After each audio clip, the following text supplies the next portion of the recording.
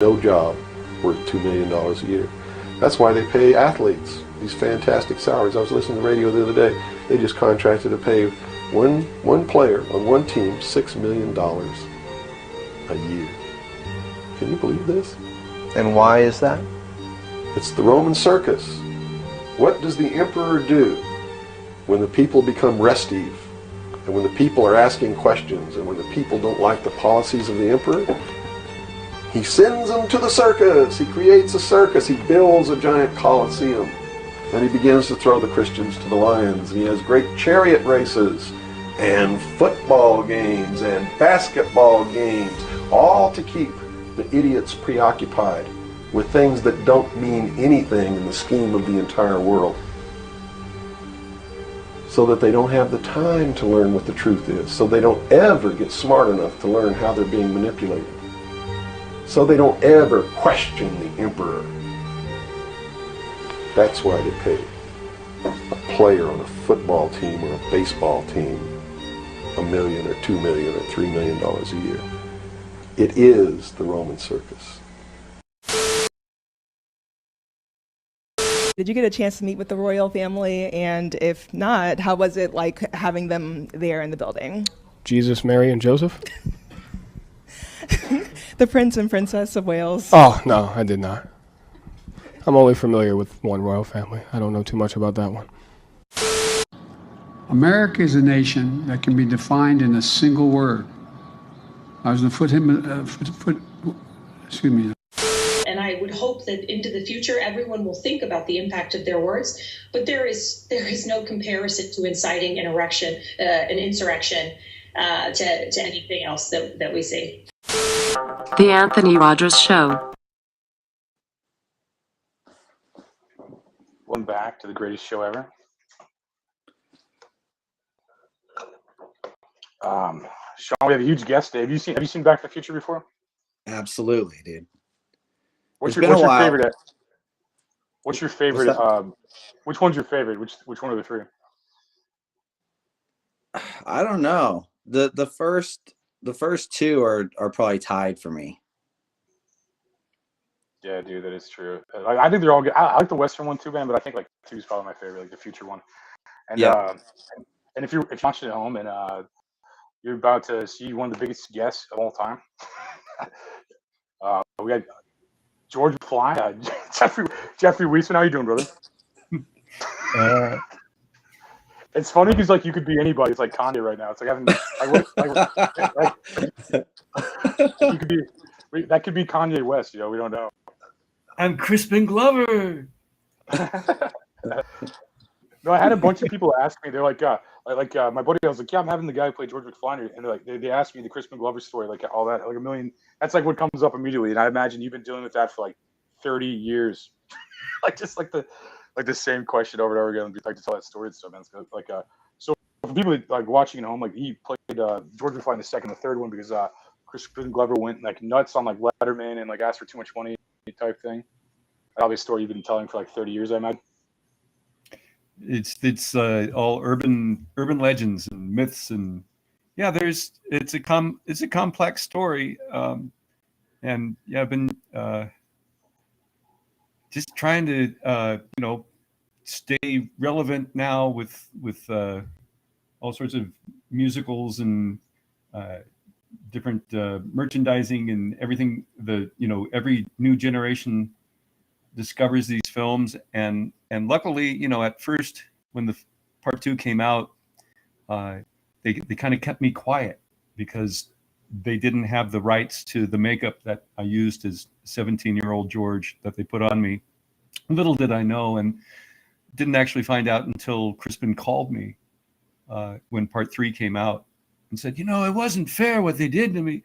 I was like, oh. Anyway, so I see his side for not returning to do the sequels because of his star rising and him expecting.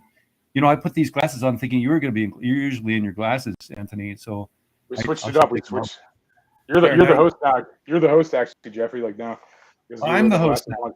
Yeah, it's the Jeffrey Weissman show now. Back on. Pizza Hut gave these away, with their pizza when the Back to the Future Part 2 came out to celebrate Cafe 80s. That's awesome, man. I gotta say, it's weird hearing the guy who was in like the biggest movie of all time, the biggest trilogy of all time. Like, I'm just trying to stay relevant. I'm like, dude, you're in history already. Like, you're like in one of the biggest like trilogies of all time, like the best one, in my opinion, the best American trilogy. In my opinion, I'd argue. Yeah. You don't think so? What do you think of Back to the Future? Like, what are your thoughts on Back to the Future? Oh hell, when the first film came out. When they were shooting the first film in '84, I was shooting Pale Rider with Clint Eastwood. And I wanted to see what the competition was for the Western I'm in, and heard about this film with Mike Fox and Chris Lloyd, who I was a big fan of both those guys. And there was Crispin, who I'd worked with on another film. I was like, wow, he's doing fantastic. Everyone was fantastic in it. That first film was brilliant. And it, was the highest grossing film of '85. And luckily, Pale Rider, the Western, was the highest grossing Western of the '80s. So I was like, okay, this is cool. Even though the competition was wonderful, I'm still in a film. And then, 3 or 4 years later, when I was called to be Crispin's photo double, or stand-in photo double, I don't know. I figured they needed George in two places at the same time. And then as things progressed, as I had to meet with the production staff and then do prosthetic makeup fittings and body cast fittings for special effects, I was told that Crispin was not returning to do the film. And I was like, how is that possible? How can you do it without him? You need him. He's fantastic. And then, I figured he had, since his star was rising, he had another. Little did I know that he had been butting heads with production over his contract. But how I feel about being in those films, of course, I'm honored. And fantastic movies to be part of, incredible talent, both behind the camera and in front of the camera.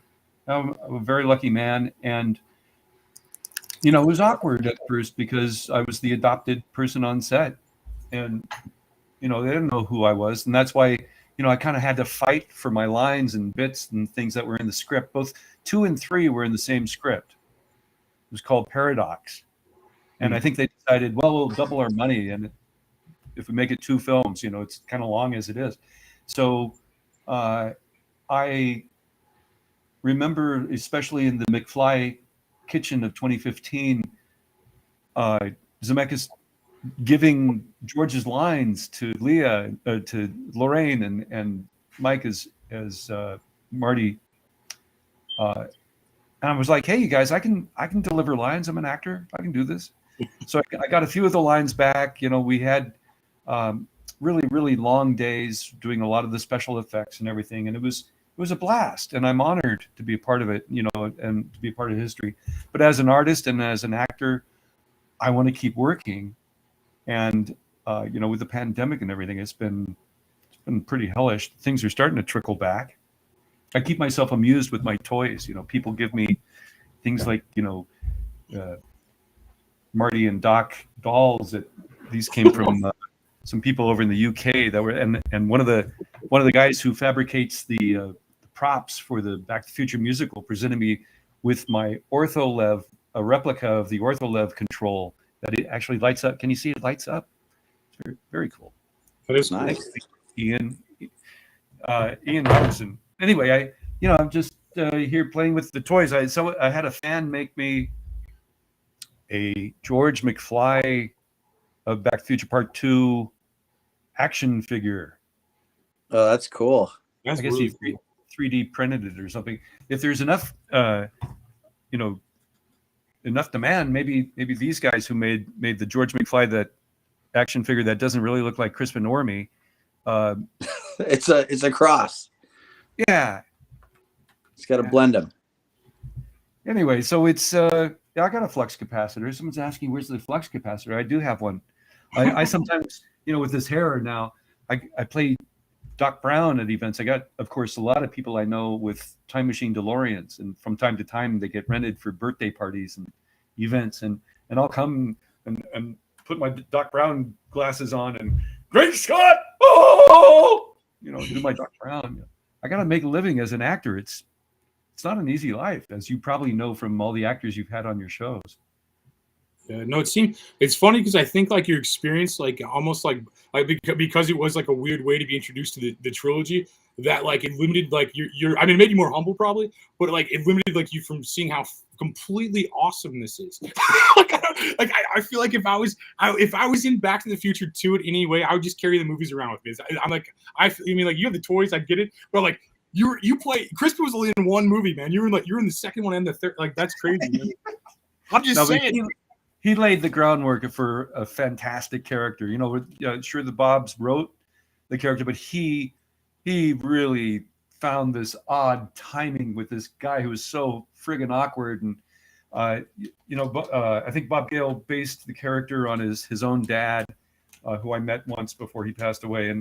And you know what Crispin brought was this quirkiness, and he totally believed it. Of course, he had months and months to rehearse. Before even Eric Stoltz came on the project, he was doing makeup tests. They gave me to study his work, his makeup tests, and his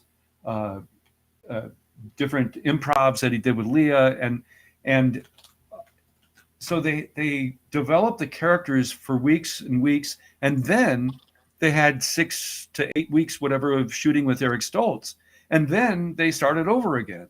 So they had a lot of rehearsal time. I came in at the 11th hour and was like, study these, you're on Monday. And I was like, huh? It's like, okay.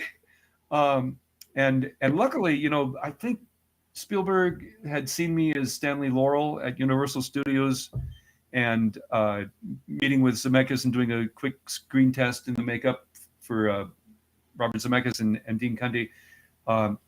I had the ability to do down. I played Stanley Laurel and Groucho Marx and Charlie Chaplin at Universal Studios. If you went there with your family between 1987 and 2001 and had a photo with one of those characters, it might have been me.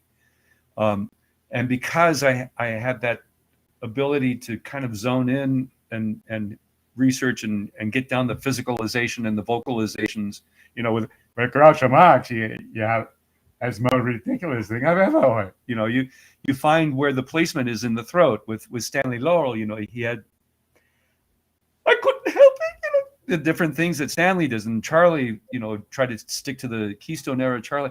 You find the kind of essence of what they're doing in the tools that I have.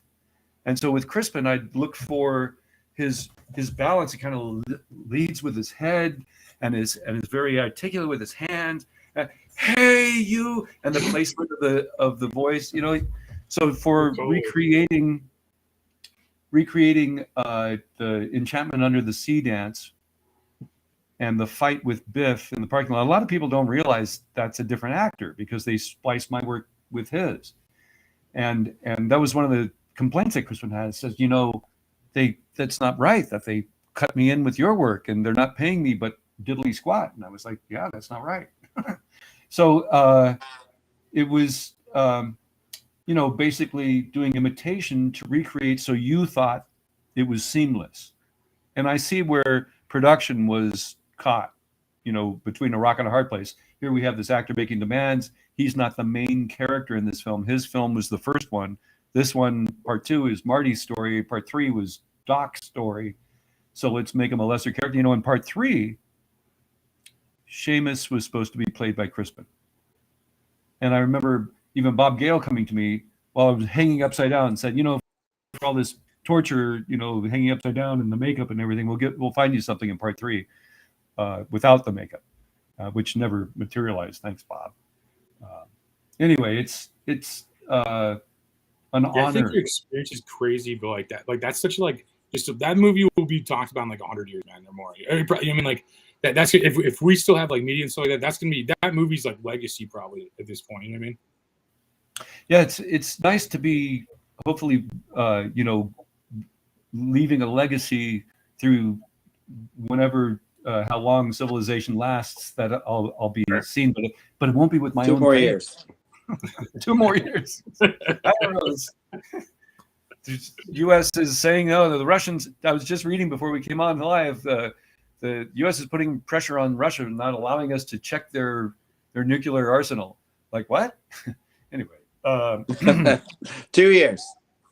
2 years. Depends on where. Doomsday for a long time.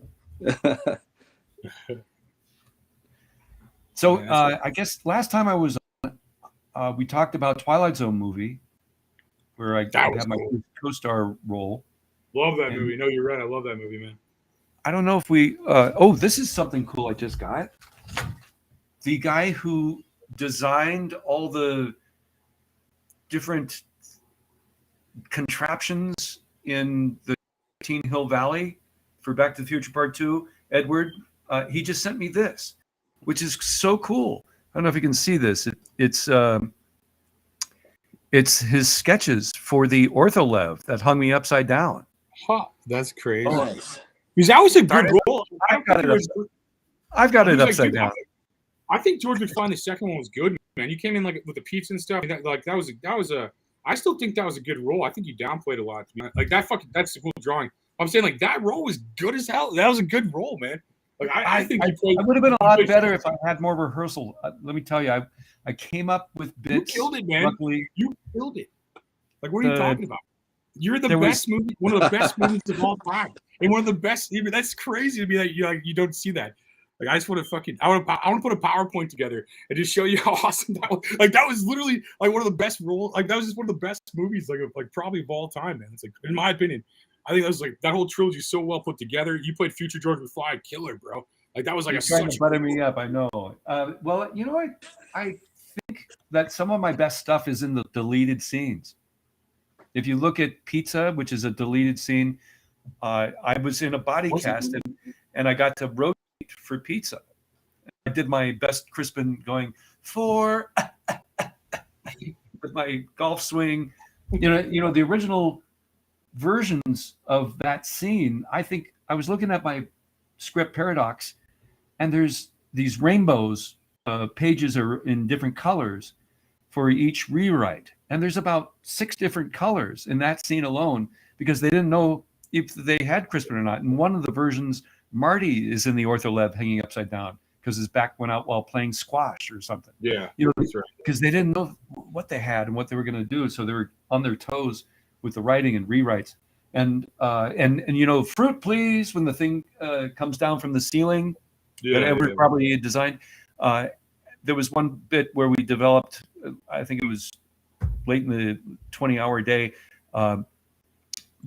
Lorraine says to Marlene, Mike Fox in drag as my granddaughter, give your grandfather a piece of fruit and fruit, please. And she hands me a banana, and I eat the banana, but I'm hanging upside down, and the peel keeps slapping me in the face. And it was a good comedy bit. I know Zemeckis liked it, but it didn't stay in. Little slapstick, huh? Yeah, and that's what I love doing comedy. I've been told by my family very silly, very funny since I came out of the womb. But looks on everything. Thank you. Good night. Hey, so what year did the Western that you were talking about that you shot with Clint Eastwood, what year did that come out in? 85. Same year as the first Back to the Future movie. What did you say that was called again? Hail Rider. Hail Rider. Okay. Hail Rider. It's probably something that I've seen and just don't remember because I used to watch Westerns with my grandfather when I was pretty young in the 80s, but we used to watch Westerns together quite a bit. I'll have to go revisit that one. Oh yeah, it's good. It's not as good I think as say Unforgiven, but a lot of people like it. A lot of people love it. Let me see if I can get a few photos of it to open here and share screen. What was your character in that movie? I played Teddy Conway.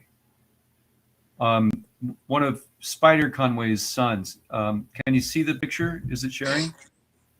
Hang on. Yeah, I think you got a setting. Yeah, bam. I just saw it coming on. Hopefully you can see nice. this.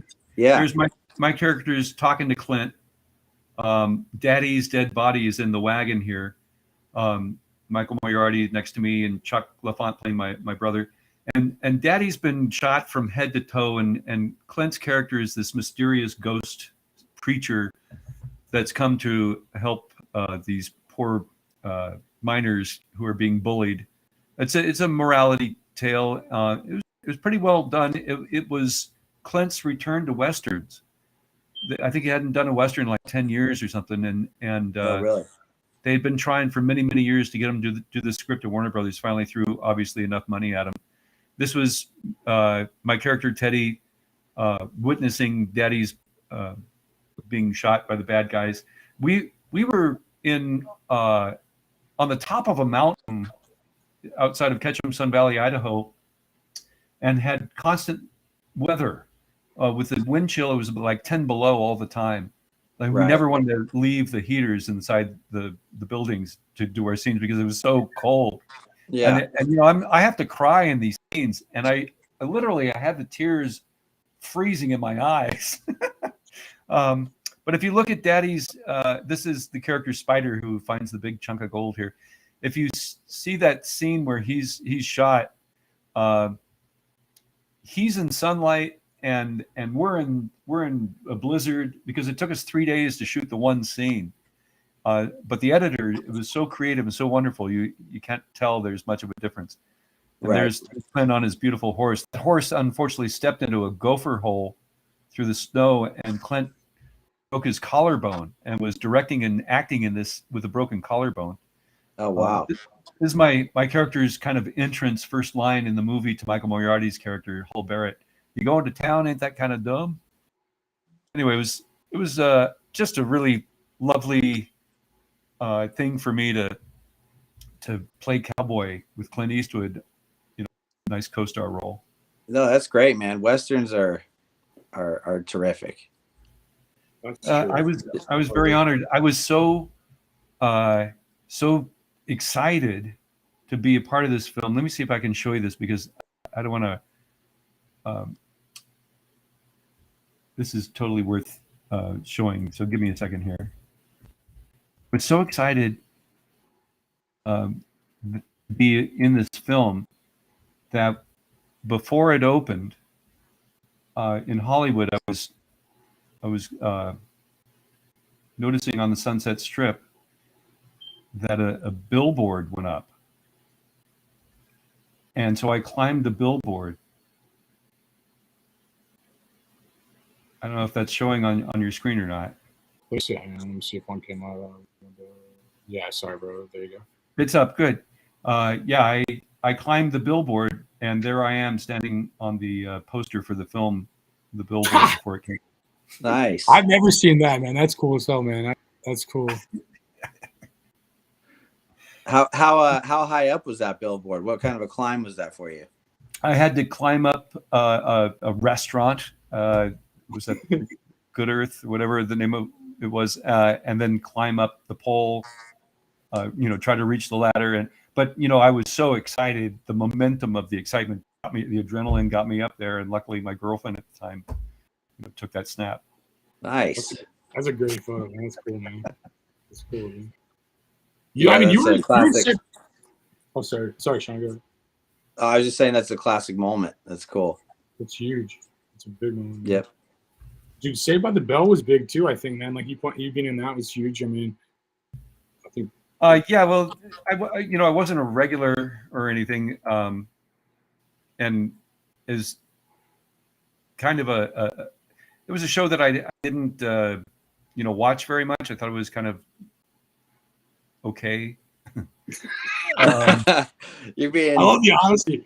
You're being gracious right now. Yeah. And when I got the audition and I read that it was to be Screech's guru, I was like, oh, here's an opportunity for some comedy. And so I went to the audition, and no holds barred. I'd had already these buck teeth made, And so I popped in these horrible teeth and had the thick glasses. And Nice. And originally, as Screech's guru, the high geek, I had this bit where I wore a fez, and I take off the fez to give him the key to happiness, the retainer of magic. And what happened was Casey Kasem was the other guest star that week. And Casey went to the producers and said, I don't like this guy using a fez in his routine.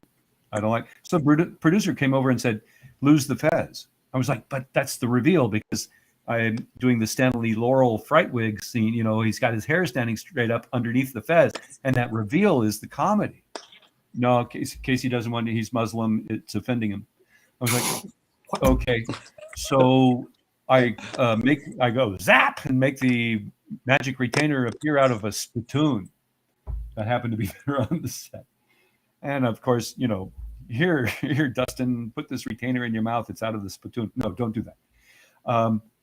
Anyway, it was nice to be on that set. Elizabeth Hurley couldn't be. Is that her name? Elizabeth Hurley. She couldn't be in the episode that week because she had broken her legs on a skiing accident. But she was there, and the cast was very warm, very lovely, and it's just a shame that Dustin has left us the way with his cancer just a few years ago.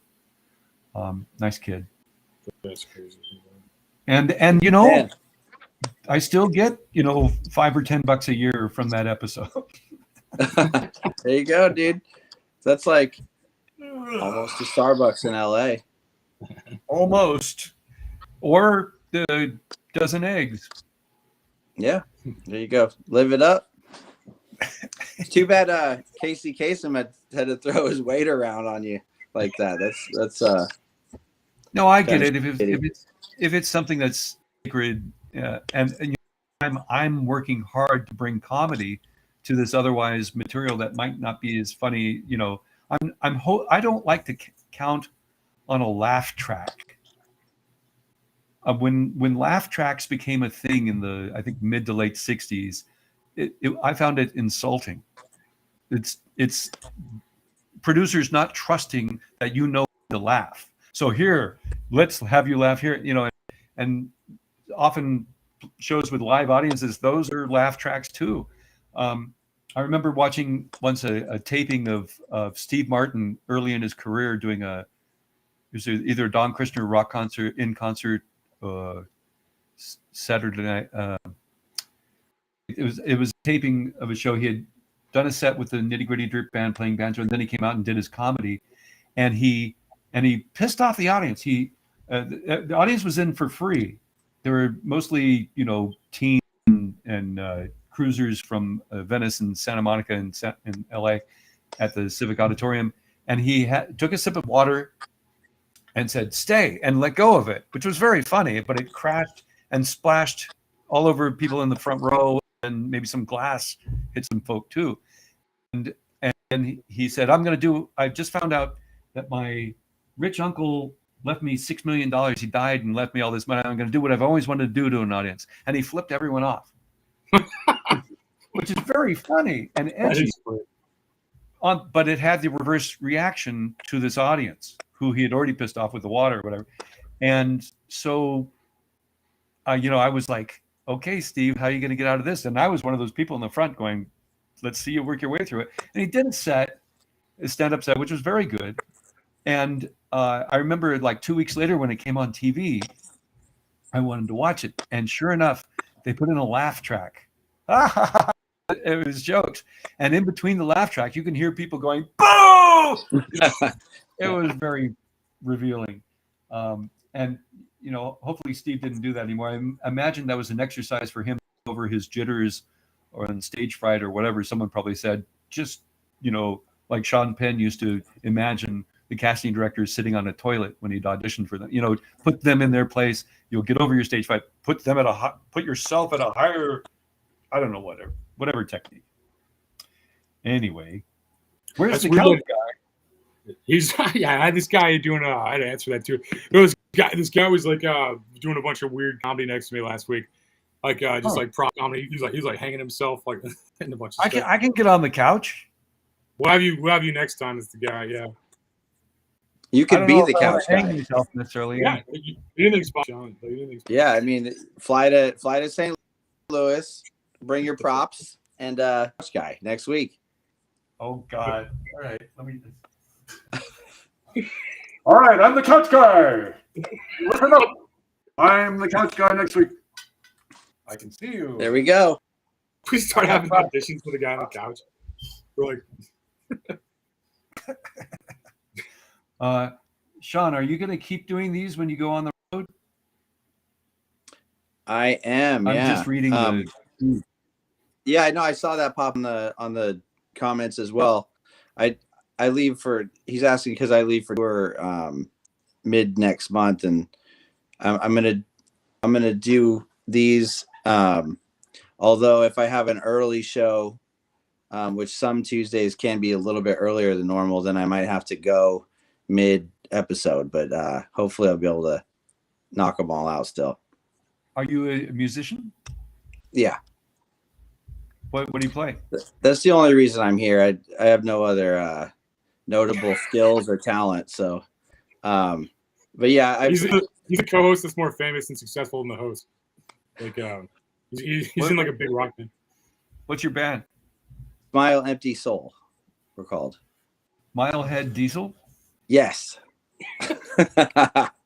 No, it's Smile, Empty Soul. It's a difficult one to understand and retain, but Milehead Diesel. Yes, I like that better, to be honest with you. Actually, you should probably start a band called that now, Sean. Like, it's actually a pretty good. Your second band could be as good. I don't know. If it wasn't so hard to get a brand going these days, I'd adopt that. I'd switch to it. But we've already been doing the other one for 20 years, so we'll have to stick with it. We just got to give up 20 years of hard work and then start completely fresh.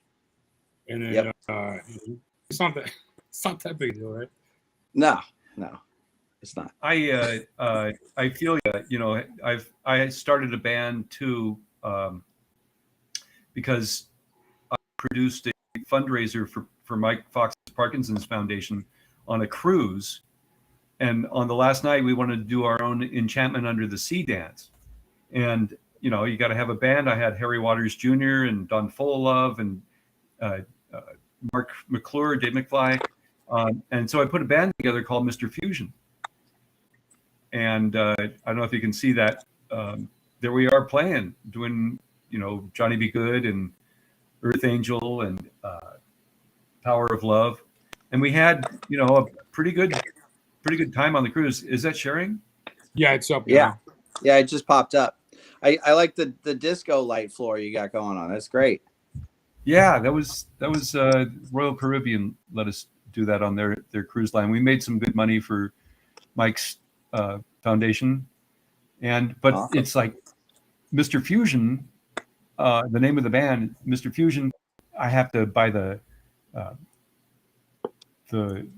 address on the web, and then I got to promote it, and then everyone's got to meet their nut, money wise, and it's very expensive. And I'm a kind of a struggling actor, and so I had the coats made. And it's difficult to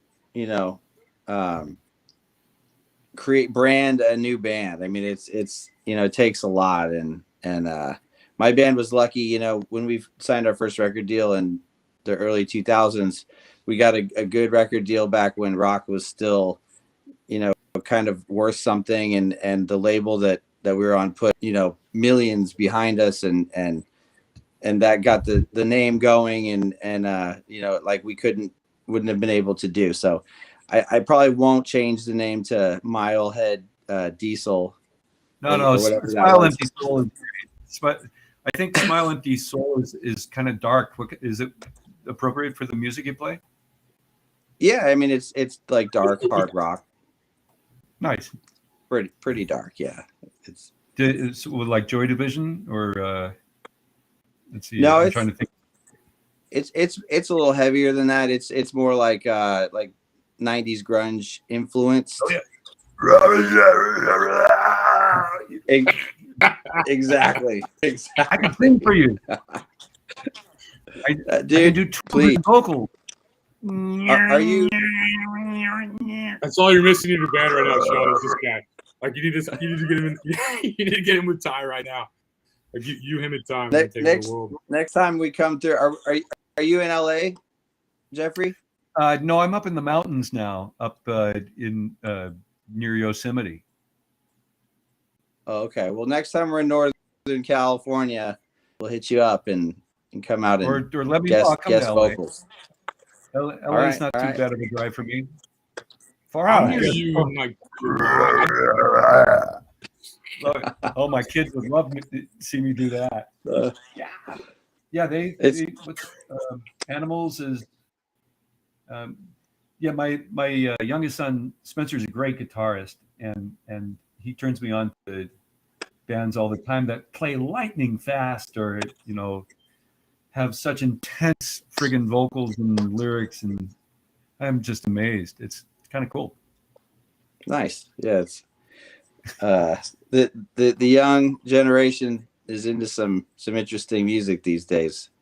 That's for sure. When we were shooting Back to the Future 2, Michael Fox's wife, Tom Wilson's wife, and my wife gave birth to baby boys within 2 weeks of each other. Oh wow! While we were shooting, as if we didn't have enough on our plate. Right. And that was what, 86? You said? 80. We were shooting in 88. Oh, wow. Because it was released in 89. Yeah. Oh, okay. So it was 89. Yeah, part 2 in 89 and part 3 in 90. Oh wow, okay. While we were shooting part 2, or no, rather, while Zemeckis was shooting and beginning to shoot part 3, he was down flying every night from the foothills of the Sierras down to LA to edit part 2 at night, and then he'd fly back to shoot part 3 in the morning. It was crazy. I remember Michael was doing the last season of Family Ties during the day, and we'd only have him either at night or on the weekends. Damn, and I was like, Mike, when do you sleep, man? And he says, in the limousines in between the studios. That's the best answer. In the limousines, bro. That's the best answer. That's the best answer possible, man. Yeah. I was gonna say, no, Mike, you gotta. I'll give you this key to Biff's Pleasure Palace. Here's some matches, man. You can sleep. It's right around the corner. I got Tom Wilson to sign this one. Whee! Nice. Biff's Pleasure Palace. So how many children do you have? That I know of? Yeah. I have 2 young men. Spencer is the same age as my son Sam. What is that? 35 now? 34, I think. And Nicholas is 36. Anyway, okay. And they'll probably be getting grandchildren for me soon. You better get on that. I need to have babies. We got 2 more years, dude. Come on, I'm waiting. Where are the babies? My head is empty. What does this mean? Yep. Time is running out. But I still work, in independent films and stage and environmental and living history. I got to stay active. During the pandemic, I was doing here virtually with a group out of London with the cast from around the world. I did 12 nights with them, and I also did Doc Brown in a version of Back to the Future as if Shakespeare had written it, called Get Thee Back. And that's on YouTube. You can find that. The Show Must Go Online is the name of that group. And then I did a pandemic version of Waiting for Godot by Samuel Beckett playing Lucky. And then I started working with a group called the Actors Gang, had an offshoot called the Cabinet of Oddities, where each week we'd get a different prompt, different theme. And these actors from around the country, just fantastic talent, would come in and populate a Zoom in characters. And we'd do either a monologue or a song or a poem in the first hour. In the second hour, we'd be spotlit, highlighted, and put in scenes together, and we'd improvise. And it was off the hook. It was often just incredible, really remarkable creative outlets for all of us. It was us as actors being quarantined or locked down, being able to flex our muscles, and that was a real gift. And so I've just been cast stage production of Clue. I'll be playing 3 roles, and I've got an independent film called Siblings, where I play a very badly behaved patriarch of a family of very badly behaved children, grown children, that a buddy of mine wrote and did, and very happy. It's kind of obscene, but going to be fun. So I got to stay busy. The last time I was on your show, I had this giant mustache. You're playing Mark Twain in something, right? Right. I had just self-produced a proof of concept where I was I wanted to do an educational series called Mark Twain's America, and before that, I had a beard as big as yours. No way. Yeah, I'll send you a picture. I could probably long, bro. You added this long, bro? No. That's what I was saying. That's what I was saying. Sean's hair's longer though. I can't say anything about the hair. Sean's got like double the hair I have, bro. Well, let's see. I don't know if this is it at its longest, but here's what it looked like. I can show you that much. So I was playing a character with this beard, the Simon Wheeler, and then I told the Jumping Frog of Calaveras County story in that character with that beard, and then I shaved it and kept the mustache and played Twain, bookending, listening and leaving the story, and narrating the proof of concept, the introduction to the show, and just self-produced that in my own home. That's awesome. With the hope of getting that show produced. Did you when you were playing Mark Twain? Did you use the opportunity? Sorry, go ahead. What? No, we both are. Go ahead. You go first.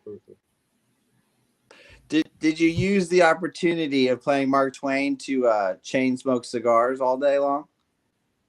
I like a really good cigar. You got to get into character. And luckily, I came into a box of Havanas, just beautiful cigars that I enjoyed. It's funny because I like a few puffs. I love the taste, but I don't last for a whole. I usually like the ladies' cigars that are like that size. Right. Those I'll like for while walking around the block or something like that, and can smoke a whole one. But the big ones, it'll take me several days to smoke one, which is good because I don't want to really. You don't want to stumble around the block. Yeah, I smoked more when I was a kid, But yeah. It's been really wonderful. Twain.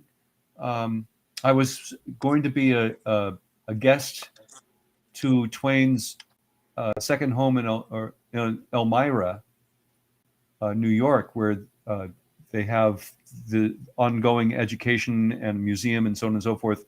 And because of the pandemic, that got postponed or canceled.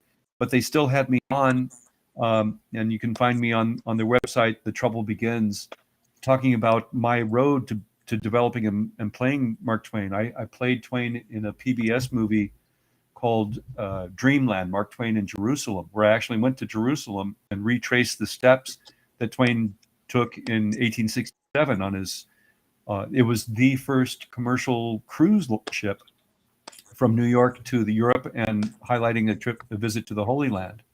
And Twain basically financed that trip by writing letters 5 a week to these 5 different newspapers. When he got back, he bought them all back and compiled his first book called The Innocents Abroad. which was really the first American travelogue.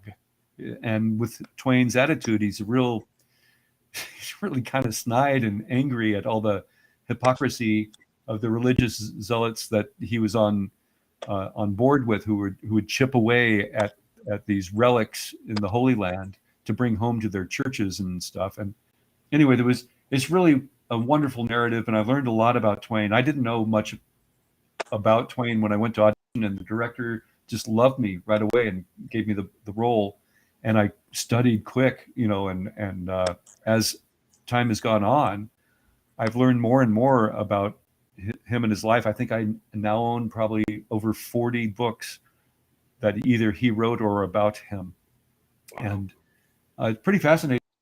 Reading his autobiography, in his will, it was stipulated that they not come out until 100 years after his death, because he loved telling it like it is, no holds barred for the truth. And people like Bret Hart, he even though his name is associated with Bret Hart, he was pissed. He was angry at Bret Hart because he knew that Bret Hart had a wife here in the States and another wife in the UK. And he had supposed to write a book with Twain, and Bret came and stayed with him and just drank all his booze. And, anyway, that's a fraction of the different things that are revealed in these 3 volumes of each are probably 500 to 700 pages each of his autobiography. Who's a prolific writer he was. Yeah, he's from Missouri, so I know a lot about him. I've seen his childhood home out there in like Hannibal. It's like pretty tiny, and then like I seen that fence. Like they had up that fence. He talked like he talked somebody into paint, or that I got for that Tom Sawyer story, I think, where like Tom Sawyer talked somebody into painting the fence. Wherever that fence is still there, I think. And then like everything in Missouri is named after him. Like he has a forest, he has a lake, he has like he has like so many like growing up I was just incredibly jealous of Mark Twain, and I was like I can't believe everything's named after him in this state. I was just like I hate this guy. And I looked into his work and I'm like I gotta do it more, He was really the very first, I think, superstar humorist in America. Fair. In America. There were other humorists, but they didn't either last because they died or they didn't have his confidence. He was a journalist for many years, and he has such a colorful history, and he had so many brushes with death. Even as a kid, he got sick several times and was on death's door and always managed to fight his way back. And then he enlisted in the Confederacy. And after a couple of weeks in the Confederacy, he and his buddies came across a dead Union soldier, and they were like, this is too scary. And he went AWOL and came out west, and then started working for his brother, who didn't pay him after a year's work. And then he tried silver mining, and he tried gold mining, and he tried investing, and he lost he had very bad judgment, it seems, in investments, even later on with the printing press that he invested in, which bankrupted him several times.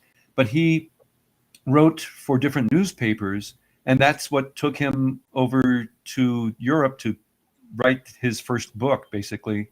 And from then on, he actually, on that cruise, he met the brother of his wife, who was already in society up in New England. And he kind of got set up through her fortune, through her family, and had the comfort of writing the stories. And he drew on his life experiences, life on the Mississippi and roughing it in his days going west. And he, in my opinion, lived several lives. In fact, after his beloved daughter died and his beloved wife died, those who knew him well think that Sam Clemens kind of died, and only Mark Twain stayed alive. He was more of an icon of his alter ego that kept him alive.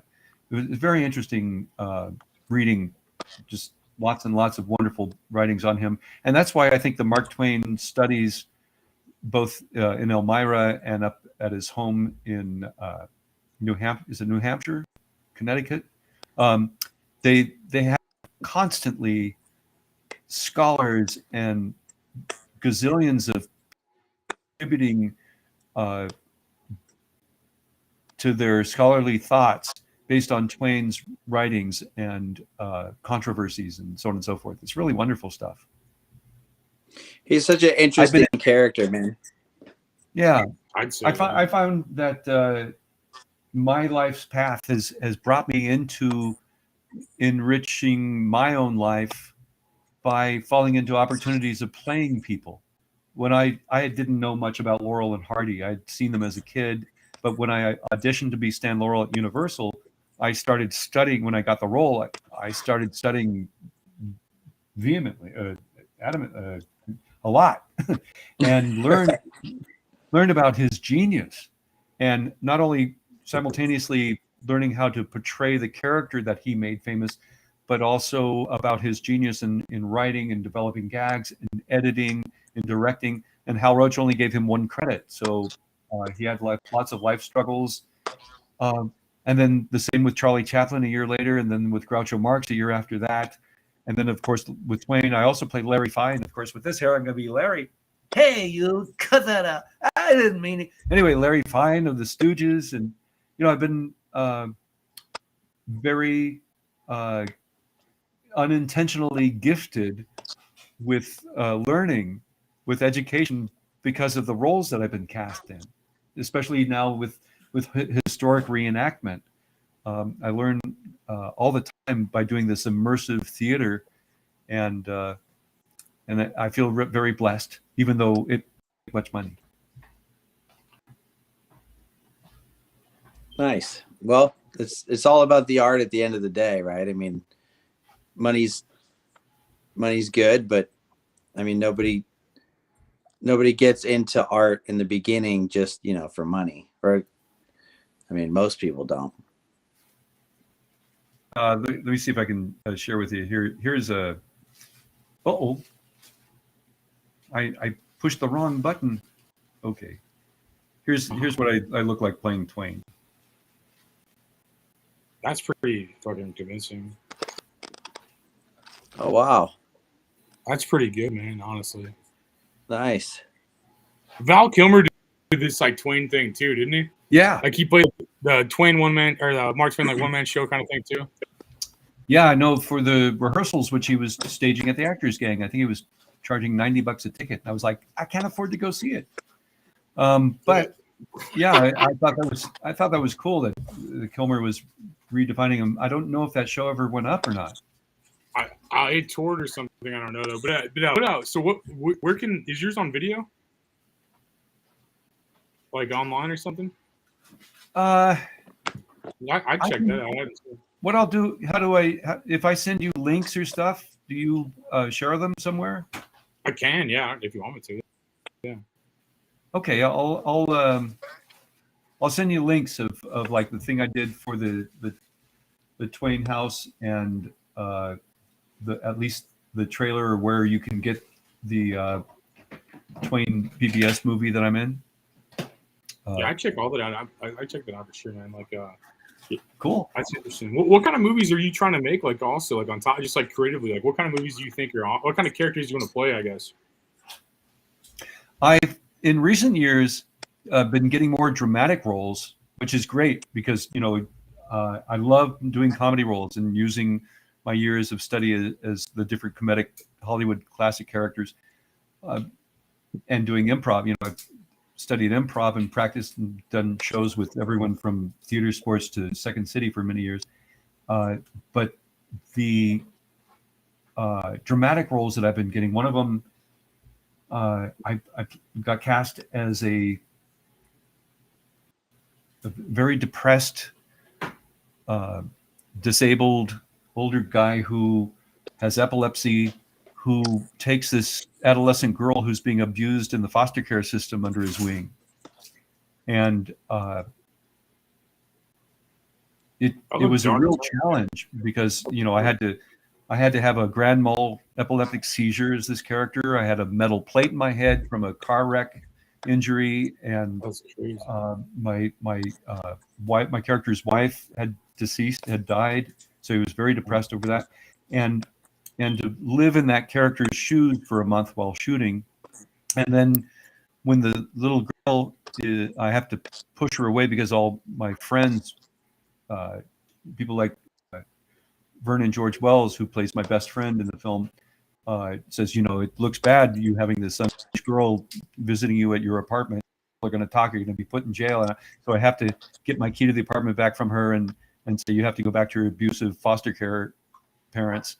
And when we were shooting that scene, because I'm an improv actor and, mix the script with my instincts, I flew back as soon as the door closed. She left. I flew back as the character onto the floor and had an epileptic seizure. That's and it wasn't in the script, but luckily the director followed me with it, and it became one of the more potent moments in the film. When I saw it on the big screen, I was like, oh shit, God, poor guy. And I also remember and seeing it. I cracked my head on the bar stool that I hit. That pain kind of came back to me when I saw it on the big screen too. But nonetheless, luckily the director kept with me and caught it, and it stayed in the film. And then sure enough, when the girl goes back and gets abused by the foster care parents, she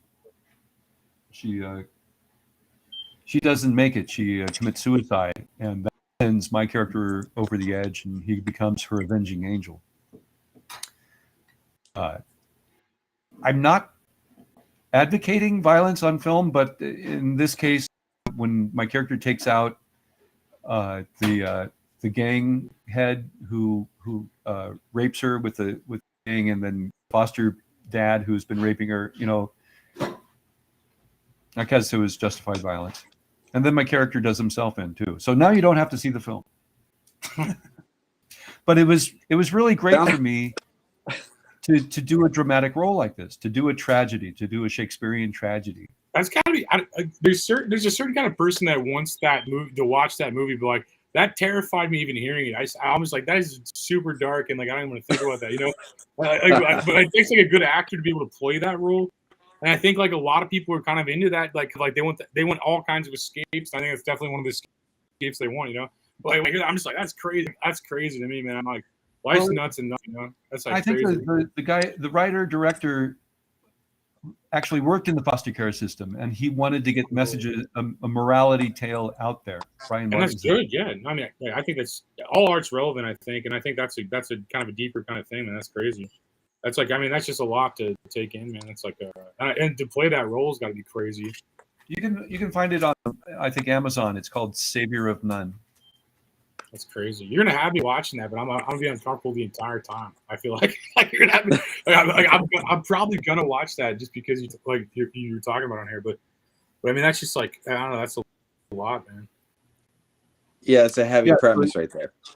Very happy to have the dramatic roles. I love doing one of the recent shows I did was the stage adaptation of The Fisher King. Robin Williams made the role that I played famous, Perry, and that was incredibly rewarding in that I got to meld the comedy and the drama and the seriousness, because he's mentally he's disturbed.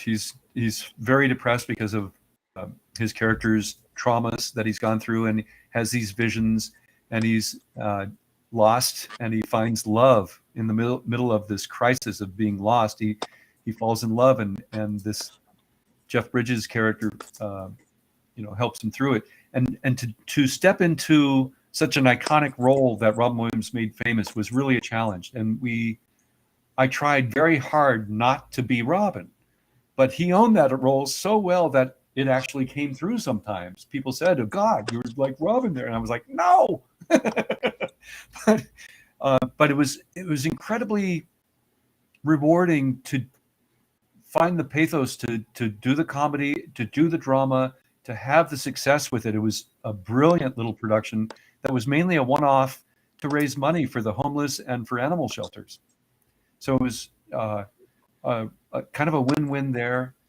And then shortly before that, I was in a production of Young Frankenstein the musical as Igor. And, that was rewarding for me, because when I was a kid, when I was 14 years old, I met Marty Feldman on the set of Young Frankenstein. I happened to be passing where it was shooting. I'd met an extra whose mustache was falling off, and he said, "Oh, thank you very much." He said, "Who are you?" And I said, "I'm an actor." And he says, "Really? You want to meet Mel?" I said, "Brooks, yes." And he took me right to the set. And then the first person I met was Marty Feldman. And that was very cool because, you know, I was a big fan. And then Mel Brooks is huge, man. That's crazy. Oh, and my introduction to Mel was, "Mel, you want to meet this kid? He's an actor." He says, "I got no time for kids." And years later, my Marx Brothers team auditioned for Mel for Robin Hood Men in Tights. They were supposed to be in that big banquet scene. And I was... Were you in that movie? No. I was okay, that's good. I was friends with Dom DeLuise and ran into Dom one night with his best friend, Anne Bancroft, Mel's wife, and Mel at the Silent Movie House. And Dom at the intermission said, "Oh, Mel, Anne, you got to meet this boy. You see him as Stan Laurel, Charlie Chaplin, Groucho Marx. You think they're there?" And I said, "Oh, Mr. Brooks, we actually did meet. My team auditioned for you for Men in Tights." And he goes, "Oh, I remember. You guys were good. I wanted to cast you. But the actor playing Don Corleone wanted too much money, so I had to cut your characters." It's at that point that I realized it was Dom DeLuise who played that role that caused us to be cut. So I just turned around and started strangling Dom. You know, it was nice.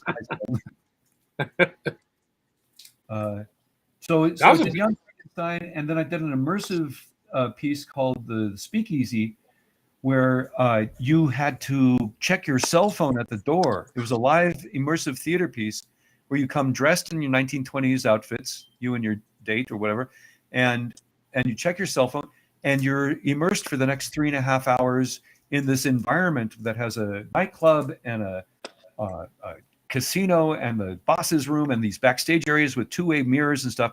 And you can see all these 35 different performers going through a 150-page, it was a 1,500-page script of all these different scenes and all these different actors having interactions. There's murder and there's rape and there's a comedy. And I played a vaudevillian who's at odds with his partner. So on stage, we're doing classic comedy routines and singing and dancing. And then when we're backstage, you can see us through a two-way mirror in the dressing room, and we're at each other's throats trying to kill each other. You know, it was a really great concept show that wasn't sustainable, but nonetheless was a huge success for a short while. That's crazy. That's crazy, man. The Speakeasy. So yeah, I've been very fortunate and love the different dreams, theatrical dreams that I've been a part of to help people make their films. So I coach actors, and I coach writers, and I help filmmakers as I can. Yeah, sorry, Sean. Go ahead. Well, I was gonna say, but you don't live in LA. You live up by Yosemite, you say? That's right. That's because it's the only place I could afford something. Right. Well, yeah, LA is fucking ridiculous. How do you coach? Do you just coach online? I will coach in person if I can arrange it. I'll go to San Francisco or Los Angeles, wherever I'm needed. Right. I'll do weekend intensives. Sometimes I'll do a series of classes if I can make that work and have enough signups. Otherwise, I do a lot of coaching virtually. I have a handful of actors, actresses who I help them with their auditions. I have a handful of writers. I help them with their scripts.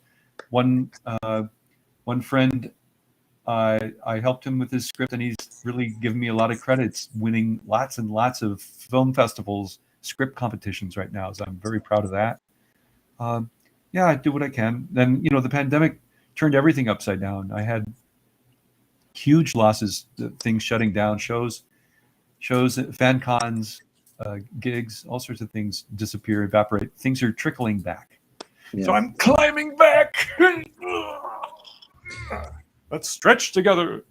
Yes, especially in California, things trickle back a little slower than the rest of the country too. It's I'd say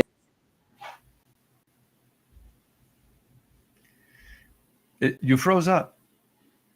John, come back. Oh, he was going to say it's more expensive here and you get paid less and it's a struggle. No.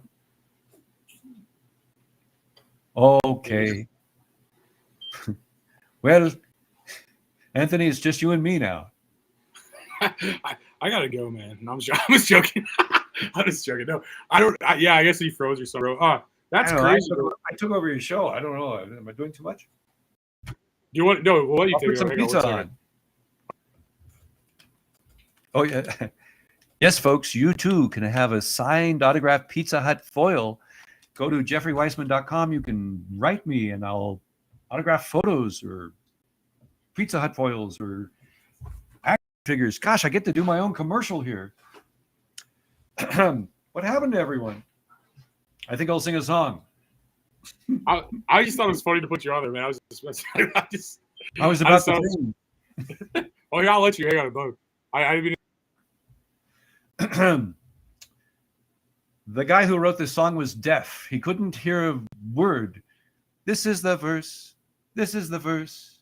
But he knew all the rules. He did, and that is why he wrote the first verse. The first verse. Sweaty tongue. The bird who wrote the words was as crazy as a loon. There's nothing to this song but the tune. And this is the chorus of the song. This is the chorus you're hearing now.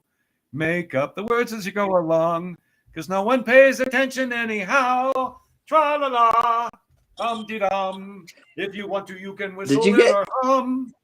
When you're singing this song to your friend. No. When you left, I just gave the screen to him. Wait, what? When you left, I just gave the screen to him. He was like pulling out the movie and started singing and stuff. This is the chorus once again. Tra-la-la-la. You froze, so I saw you. Yeah.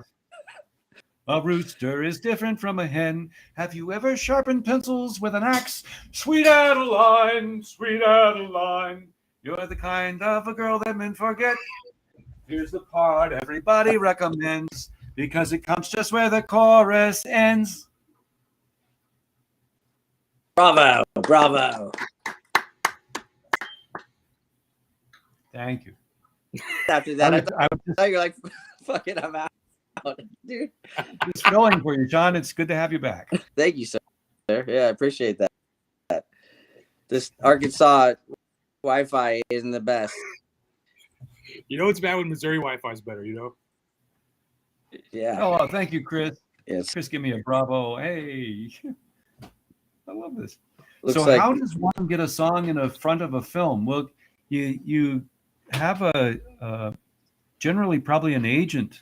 I'm not sure exactly, but I imagine you need to have a connection there in Hollywood. The Spider-Man soundtrack. I think Sean was on a couple soundtracks. Like, would you? We were on the Spider-Man 2 soundtrack, and we were on the original Punisher movie soundtrack. Not the early '90s one, but the early 2000s one. That was all set up with Nicolas Cage. What's that? Nicolas Cage. Yeah. That's dope. Why are you laughing nervously? Like both of you guys did dope shit. You're like I don't know. I don't know. It's just you're afraid to. That was a good movie. I wasn't gonna make fun of that. That's legit. You talking about the 2003 Punisher? Is that the one you're talking about? I'm not on the soundtrack. I have no idea. What? I said I'm not on the soundtrack. I don't know. I just see movies on TV sometimes, man. I don't know. Yeah, I haven't seen the movie in almost to tell you who's in it or how it goes or whatever. But I know that the way that it came together was all through, management style, record label style connects. Hooked up the Spider-Man 2 thing, and it was it was a source that hooked up the Punisher thing. So nice. Definitely do on your own. You gotta hustle. You gotta have somebody in the Illuminati. There are different bags of you sacrifice everyone you love, and then you join the Illuminati. Right. You're a billionaire, and you're in Back to the Future 2 and a rock band. Poof. Exactly. That's how it happens. That's how I got this podcast, and it's how I'm levitating over St. Louis right now. Also, I'm about to jump in the water at the end of the show. Probably. I don't know. Looks nice. Dude, you'll probably hit ice, I would imagine. Not in this background. Yeah, it looks warm there. It looks real nice. It looks less. You don't even see the crime. Like you can't even see any crime back there. It's like a bedroom. Peaceful. It looks safe. Well, yeah. Yeah, it's like we're on the Illinois side of the river. I think that's why. I think that's even worse, dude. Sajay. It is. Worse. It is worse. That's where I met you at, actually. Well, no, I met you. That's the second time. Yeah, I was gonna say I met you there, but I didn't. That's a lie. I spent some quality time in Sajay. I worked at the Six Flags in Eureka. That's right. For summer, yeah, and spent time at and saw. I know about those clubs on the east side of the river there. Yeah. Sean played John Goodman over there.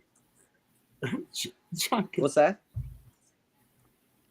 I know a couple clubs that John Goodman liked to go to over there. That's all. That's funny. The strippy kind, huh? That's right. So I just got gifted some cards that these came from. You're the Segway king, Jeff. Brazil. All these fantastic artists doing a set of Back to the Future. I don't even know if these are sanctioned by Universal, but they're fantastic. And I'm on one. Oh, that's great. That's awesome. I need some playing cards from Latin America. I need some playing cards myself. I like that hustle. It's a strong hustle. Those look quality right there. And back to Sajay. Sean plays those clubs over there. Like maybe one of those clubs John Goodman liked. I think Sean plays music over there. It's true. Yep. I think I'm levitating over. I think right I played. Nice.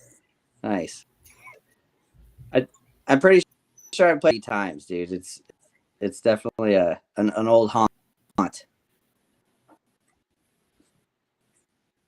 Yeah, it's like a factory, 3 strip clubs, and then a music venue. And I think there's a dispensary over there, and then that gas station. That's about it. Gas station. Yeah, dude. I think I bought like $5 Lunchables one day over there because I was hungry, and I was just like Lunchables are like $5 at that gas station. I'm like, oh my god, I'm gonna go broke on this. When we played there and hung out, I think you showed up with Lunchables. That's the time I grabbed my RV. Yeah, I think that's the time. I think you swung by that gas station and got them there. So yeah, I was starving, man. Like they're like $5 each. I'm like, I just spent $15 on Lunchables. Like who do I think I am? You know what I mean? Like who baller, dude. Yeah, dude, I was like, I'm not this guy. I should be buying some dollar food, That's where I'm at. That's funny. Stay away from the gas station at night. Dude, that whole area at night. I'm gonna go grab me some dinner. I wanted to just give a shout out to. There were a few people who had earlier on, like Janie and who was someone else had said hi. Anyway, hello to everyone that we didn't say hello back to, and if you guys have Back to the Future fans in your family or friends that want an autograph picture, I can be reached through my website, jeffreyweissman.com. And there's an email button there, and I'll send you the what's available that I can sign and pay postage and a small fee, and you'll have a hard to get autographed photo. How much are they? I'll buy one. Or a Pizza Hut wrapper. How much for a pizza wrapper? A Pizza Hut wrapper for $25. Sold. Signed. I'll buy. Yeah, I'll buy one of those. Those are cool. Yeah. Yeah, you made $25 in this podcast, bro. Lucky. You lucky bastard. Mars needs. I didn't make shit. I'll buy your gold record off you, Sean. Well, thank you for having me on, you guys. Yeah, no problem, man. Thanks for being here, man. Yeah, thanks for fan, filming maybe it. a trading card. I have to also show you one last parting gift. The dude Ian Robinson over in England. See if I can get it to work. He made a replica of the watch. That now the battery's dead or something. But he made a replica of the watch I wear as old George McFly hanging upside down. It's like, That's awesome. Wow, what an incredible gift! Thank you. I think he likes it. How much? How much for this? You could afford it. Just oh wait, kidding, there's a dude. price on it. Or just stay buying stuff off. It's just like it turns into a bidding war with the people watching. The 48 people still watch. You're like, right, bidding on all the stuff. Auctioning off his collection. Yeah, I was thinking about that. You know, I got the script out the other day with all the rewrites and everything, and I don't know that many people even have ever seen all the rewrites. And you know, with the script is about this thick, and then there's a bunch of rewrites that's this thick. You know, I'm thinking about auctioning that off. Wonder what I could get for it. But you're making me think more about it, especially when these lean times are upon us. But just don't raise your pizza wrapper autograph on prices. You got to party it up. Yeah, with the requirements. Well, I hope you have a great tour with your band there, Sean and Roger. Thanks for having me on again. Hey, no problem, man. You have a good one, man. Enjoy your dinner and stuff. And yeah, check in with me again, and I'll see you in the future. Sounds good, brother. Well, that was Jeffrey Weissman, everybody. Yeah, I'm a big Back to the Future fan. That was a good movie, man. All three of them, honestly. But I'm definitely getting that autograph pizza wrapper. I think. Like, I may watch too. Did I watch? Cool. You know, you'll sell it. You're like he was saying. I don't know. I when he pulled up that pizza wrapper, I'm like, I'm getting one of those immediately. I'm like, I already know I was getting that. Hell yeah, dude. I think I'm gonna check out that Western at some point too. That sounds like a tour watch. Dude, yeah, it was good. A lot of people. Jane Dickinson said, "Great show." She's right. It was a great show. Well, you're right. Chris Zumal said, "Good show, y'all." Chris is also right. A lot of people watching have good opinions on podcasts, I think, and thanks again. Good time. These are positive comments, man. We got a lot of positive comments. That's right. Should we play that vaccine thing? Should we play that video before we get out of here? Yeah. Yeah. All right. Stick around if you want to talk about it after. But I'm gonna play it right now. And you disappear too. I don't care what you do. I'm gonna say you're a free man. Play this intro because it's funny. You guys watching? There's still people watching, so play this. Probably one of these numbers is going to have to get pretty near to zero. That's back from high school algebra. But let's take a look. First, we've got population. The world today has 6.8 billion people. That's headed up to about 9 billion. Now, if we do a really great job on new vaccines, healthcare, reproductive health services, we could lower that by perhaps 10 or 15%.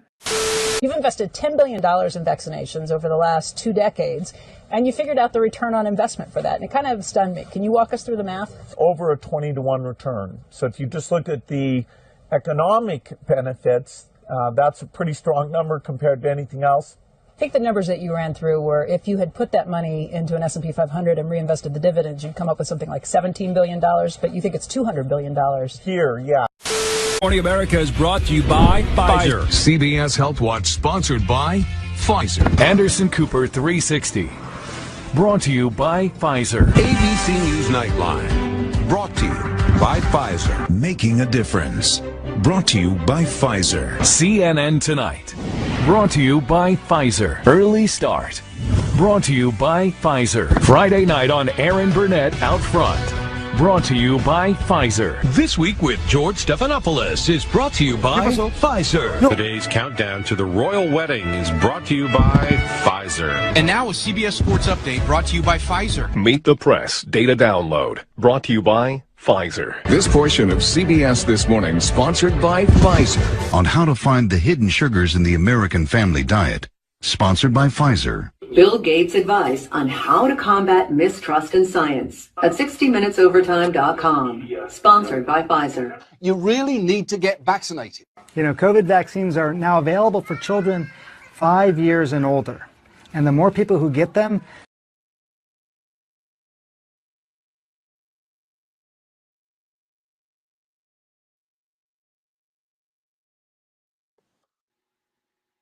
That was a short film I could post. I wish they could have her. It still trips me out that great Bill Gates. He's like, we need to bring population down. If we do a really good job for reproductive health care and vaccines, we could bring it down by 15%. Like doesn't make any fucking sense. Unless, dude, he's literally saying by abortion, by hospitals killing you, and by the vaccine killing you, we could reduce the population. He's like excited to tell people. Like he just hangs out with like billionaires all day. It's like, dude, let's kill the poor. Yeah, let's kill the poor. And they're like, dude, we're gonna tell the poor that we're gonna kill them. They're gonna love it as much as us. That's like what it's crazy. Well, and what kind of mental gymnastics that, and to try and convince yourself that he's not talking about vaccines killing you, and hospitals killing you. I mean, there's no way to work around, dude. No, that's just crazy. Yeah, it's just like that's literal, just like evidence, like of it. And it's just like I mean, he literally. I've played that for people before that weren't, you know, as suspicious of and I've heard people try to be like, no, but what he's saying is this, or what he's saying is that, but really, that you could chalk that up to, dude. It's clear. Nice. It's so yeah. It's really weird because like basically he did the same thing with computers. So he licensed an operating system, sold to everybody, and then basically sold you an antivirus software after he infected all the computers also. And then like he's doing the same thing to humans, except for creating them. You know, he didn't create them, but he's just basically like. And then that Pfizer thing that came out. Remember that like that director that just came out was admitting that he was like mutating the virus to sell more vaccines. It's like what? Yeah, the Project Veritas thing. That's right. Yeah, that's where it came from. Yeah. But I mean, if you have the eyes to see, you know, I mean, from the beginning, it was all keeps things at least are like kind of trickling out now. It feels like, you know. Yeah, even a dumbass like me in Missouri sees it. You know it's bad then. You know, I'm like, I barely graduated high school, and I'm like, they're lying. You know. Like, it's just like... Same here, dude. Same. I tried to take the GED in my junior year of high school, and I signed up, and I slept through my alarm, and I didn't go, so I had to finish high school straight by. And I mean, I could see through their shit. Yeah, it's maybe we saw through high school too. I don't know. Maybe we saw. Weren't you already signed? Like, when were you signed? Like 2 years after high school? Let's see. I did when I was 20. So yeah. I mean, few years later. 19. Yeah, if you were supposed to graduate at 18, you were 20. That's crazy. That's wild to think about too. Yeah. Man, that level of success that young. I don't know how you're on Earth still. Like I would. That's like to be signed at 20. That's insane. Like that's crazy. Well, we've talked about that before. Yeah. I did my best. Myself, but somehow it didn't work out. So. No, that's cool. Well, now you're on a podcast, so even better than being signed at 20 years old and all the gold records, and now you're on a podcast. Not just everybody with a laptop can do one of these or a cell phone. You know, it takes a no. We got a hell of comments. Talent and. I wish I had talent. If I had talent, I'd be a musician. Okay, what we got here? We got some comments here. We got, how about the bat on the 2020 quarter? That's crazy. So, what do you mean by, was there a bat on the quarter? I don't use change. Yeah. There was a you know those commemorative quarters that have like a different The 2021 had a bat. I remember back in the day, like we collected all those quarters when they first came. Like, look, this one says Georgia, you know. But like then I haven't done that in a while. Like I don't. I just fucking hand people shit if I change. Yeah. Like, you know. So I need to pay more attention to the world, I guess.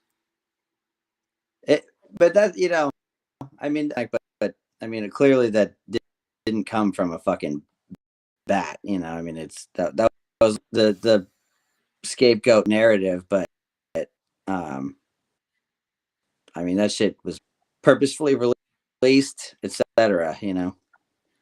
Yeah, that was a really weird time. I was like, they're like Jeffrey Epstein's copying a sex trafficker. Everyone you love is a pedophile. You can't leave your house. I'm like, that's inconsistent. I mean, it just like it just made those. I'm like, man, we just found out all these people are billionaires from sex trafficking, and I can't leave my house. That's right. That was a weird time. Because they care about you, man. You know, if my favorite little slogan that they had. If it saves just one life, you got to think that line of thought to like any other aspect of life. You can't. It's too extreme. It's too insane. Dude, so I'm like for people, I know this, but like for people like watching, like I'm in the suburbs, like helping my mom with some stuff, and she's kind of sick. So this guy came in, and he's got a mask and he's overweight. And he's just like giving her health advice. I'm like watching this happen, and I'm just like, what is going on? And I'm like, you still wear masks in 2023? And he's like, well, it's part of the job. And I'm like, yeah, that's what the Nazis would say, I guess. That's like you don't even think about what you're doing. You're just like, well, boss told me to. I guess I'll do it. I guess I'll do what boss tells me. It was just like, it's like I couldn't fucking imagine having that thinking process. And then I don't know, man. And then like it's a weird thing seeing like these health experts just being the most out of shape fucking people I've ever seen. Like you're a rock star and you're in better shape than a health expert. That's insane to me. I mean, that's insane. Well, what I've noticed about you know doctors, nurses in general. I mean, there's a lot of fields, but there's some of the most brainwashed people. Like they, you know, in their indoctrination to just listen to yours or the you know the accepted explanation for everything. You know, they don't think for themselves, dude. They just they take what's repeated verbatim. They don't even think about it, and it's just because they're the least critically thinking. Yeah, no, I agree. It was a weird. It was like they'll repeat back to me. It's like they say what like dumb people think smart people say. They're just like yeah, but it's science. I'm like, you just like named a subject. You know, like it's like a very vague subject, and it's just like you think I think science is fiction because I'm questioning something. It was just like it was like the dumbest argument. I remember that. I'm still not over 2020. I'm gonna tell you, I'm still not over that. You know, I'm a little bitter. I'm a little bitter. I don't know, and I feel like this just needs to be solved. It's just crazy. It's just like what is going like what they just like everyone just played Peter Pan for 3 years. It's true, and you got it's insane the way that they throw that science word. Or they say science, and you're just supposed to. That's just supposed to stop in its tracks. Oh, science. Oh, it's like, dude, yeah. What the fuck is science? I mean, very right. It's just a method down. Yeah, it's like explain what aspect of science it is, and they can't. They're just like fucking repeating headlines, and I could tell because I only read headlines, so I know that they're repeating them back to me, and like like I could just tell. I'm like, no, I already heard your opinion on NPR, man. Like I was listening to that earlier, and I heard your opinion there already, or wherever. It was like this mask, and anyone who had a secondary opinion, there's like, shut him up, and I'm like, how long have they been doing this? Like, this didn't seem new to them. It seemed like they've been doing this for like centuries, maybe. I don't know. How long have they been suppressing anyone that questions anything? For a long, long time. But I feel like it's just become a lot more obvious now, which is good. I mean, I feel like a lot of people have been like waking up and coming around to that the last few years because shit's just gotten so apparent. But I mean, I think they've been control. I mean, history is a lie. The nature of our reality, I feel like it is a lie. I mean, I just feel like shovel lies down our throats from the time we're born, and we just fucking, you know, live our slavery. But more people are kind of to it, and hopefully, you know, the more that come around to it, the more there's a chance that it could be changed. Yeah, a lot of your music's about that. I'd say, like, whenever I kind of like when I started like talking and stuff, I looked through like your newer music and stuff, and I went kind of like definitely through your catalog as far as like, I mean, I knew the hit songs. You know, I mean, I'm not trying to act like I didn't know any of your songs, but I knew a lot of them. But I went through the last couple of years and stuff, and like a lot of your lyrics are about that, and like, a lot of your songs are about that. And I think it takes balls to kind of get that to people. And I think your fan base is. I mean, a lot of those guys are people that you know. I didn't know them prior to doing this podcast. So, I mean, it's a pleasure to meet you all. But I'm saying like they're pretty much on point because your lyrics and stuff. It draws that kind of person in, and it wakes up that kind of person too. It's just in the music, I feel like.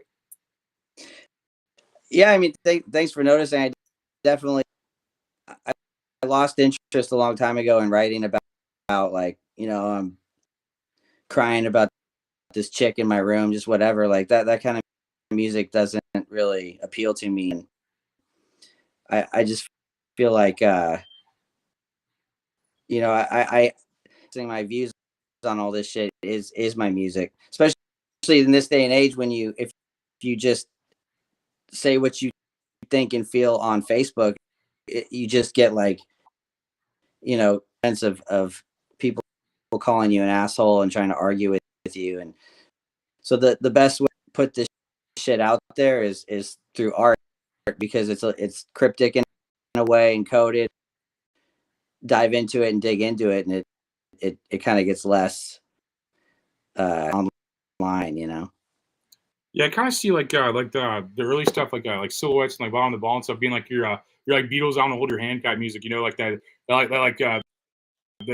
you're young when you wrote type stuff, and then like your music like evolves like to like the White Album and like whatever else I like the Beatles a lot, so just a metaphor, but like it seems like music kind of evolved like the White Album and other stuff like after that, and like and a lot of stuff's pretty interesting and a lot different than the music I heard like growing up. I think it's kind of cool you evolved into like the Bill Cooper of rock. Like, dude, I appreciate that, man. Bill Cooper is the best, dude. That he's like I actually spent like so much time. I discovered his book, Behold the Pale Horse, and then I discovered. Did you know that he ran a radio show out of his compound called The Hour of the Time? Yeah, I listen on YouTube sometimes. And, yeah, it's so good. And he did like a 40 series about basically, you know, these and the mystery schools and yada yada. And I listened to hours and hours of his shit just back to back and paint and fucking, you know, just digest all of those ideas and it's some information that guy pumped out. Too bad they killed them in 2000. Yeah. Yeah, that's crazy to think about, man. Like, shot him in his mailbox, man. Like, yep, definitely. Well, it's crazy because he was just like running a shortwave radio station out of his house, and when Bill Clinton was president, it was dangerous man in America. So you got to know you're doing. You're hitting a nerve when the president of the country calls you for running a fucking stupid ass radio station out of your house. I worry about that constantly. Like, I worry about that because I see people like that, and I feel like Alex Jones is almost like CIA because of like he's allowed to exist still, and like he's in the game because like I mean, and the lawsuit seems like theater. Like he's like, oh, being sued because they do this. Okay, when they deplatformed him, they basically tested the market to see how people would respond to somebody being deplatformed and not having free speech and freedom of press. And then now they're suing him even after robbing him of freedom of speech and freedom of press. And they're testing the market for if they could do that to everyday people, from my perspective. Because a guy like Alex Jones, if he was on point and an actor, he'd have been shot years ago. For sure. Well, and even look at the amounts of money that they're suing him for. They sued him for like $2 trillion or something. Like, yeah, it's a play. How is it's that even? Play. That's not even money. Like how?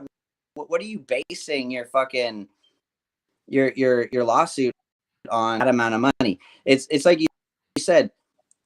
You know, and even Bill Cooper for being a controlled opposition, basically. And 80% of what he says is well, maybe not 90%, but a good portion point. But then it's like those little here and there things that he says that you're just like, huh? You know, testing out deplatforming on him, and then now suing somebody for $2 trillion for something that they said. That's all that makes me suspicious as well. And like you said, like if he was really of a threat to them, I mean, he wouldn't be alive. You know, they would got really. He'd be gone a long time. They would have got him in 2004. You know, right. My perspective. Right. I mean, same thing with. I think it's just like disinformation. I think it's all theater and it makes people argue. And it's just like, and that's what it's about. It's just like this negative energy. They push this negative low energy, and like you're just supposed to hate yourself and everything around you constantly, and just like be scared. And I don't know. That's just me saying common sense. Yeah, no, I mean, you know, this is about like the true nature of this reality, but some people think that, you know, there are here, but on another plane that kind of feed off negative energy given off by human beings. And I mean, I don't fucking know, but it very well could be. I mean, the way that they create and pit people against each other, and you know, it's something out of that somewhere, you know. No, yeah, and like it's better to question things, even if I'm not like right. At least I'm not just obedient to whatever's going on. Like, I at least like to question everything regardless. And I love being proved wrong. I love being proved right. I love it all. And you know, I love the whole like conversation. I love if like someone could point out like any like the flaws or whatever. You know, I just love the debate. You know, I love to learn, man. I listen to probably like, I mean, just like while I'm doing stuff this week, I probably listen to like 4 books already, and it's like Wednesday. I mean, it's just like I've been killing it lately, just like trying to get that knowledge up. You know, trying to get smarter. You know, you got to keep learning, man. And like you said, I mean, you never figure it out 100%. The more you know, the more you know you don't know, and but you develop the ability to see through bullshit and things, you know. That's definitely like speaking of like, I was reading this one thing this week, or actually I was listening to an audiobook. I wasn't actually reading it. I was having someone read it to me, but via audiobook. But they're talking about how like Jello came out and talking about like this new market of like free, basically how if you offer like a free product, you can monetize off something else. And like what Jello did, because like the general stores were like you had to like ask for something behind the counter in a general store. You couldn't just like find it off a shelf as easy. Like most things you couldn't use. And like so Jello was like an unknown product. I mean, obviously everything starts off as unknown. So they would sell recipe books that you called for Jello, and then they had everybody buying it from the general store. Like they sold like 15. Like one year they gave out like 15 million recipe books, and then it just returned sales. The paper's cheap, you know.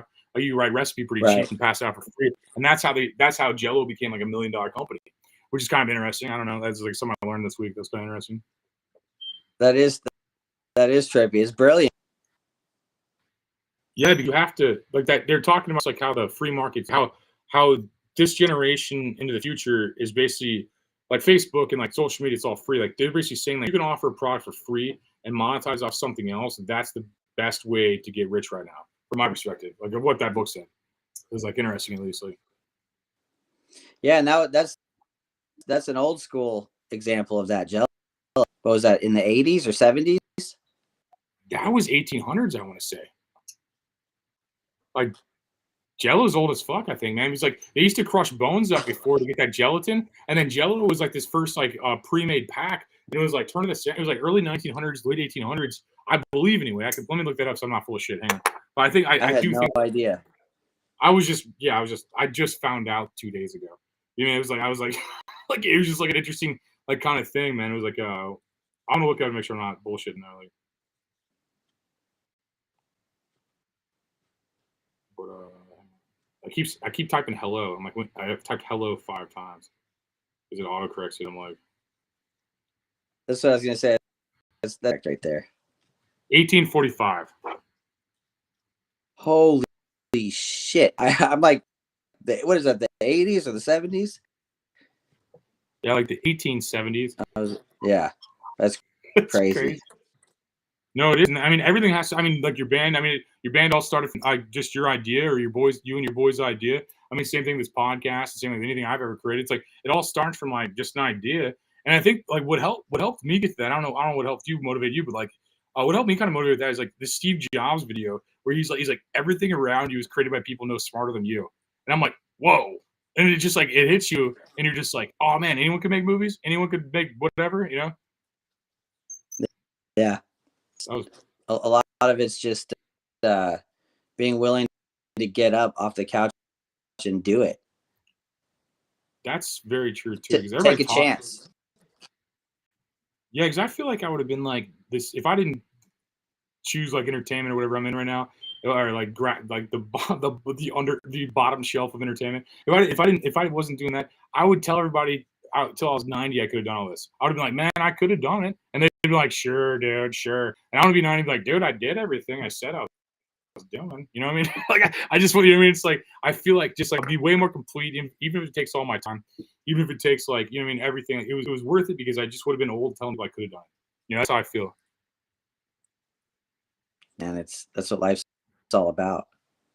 And I think you got that faster. I couldn't imagine. Like I mean, I feel like it's different. Like I had to just job hop and bullshit my way through everything for like 8 years longer than you probably. Like I feel like I just had to like do all this like dumb shit and pretend like keep going to job interviews and like train for 2 weeks, get a check, go to another place. I just did all this weird shit I had to do because I hated people and like listening to idiots talk to me. So it was just like, and I was like always like the smartest. I don't know. I felt like the smartest one in the room in this job hopping experience I had. And then like 28, I had like an article pop off and started comedy, and like then I was able to actually see as a career. Whereas like I mean, these guys like either could have done that. I was not in the mindset as a 20-year-old to do that though. I don't think. I think that I would have fucking just been crazy.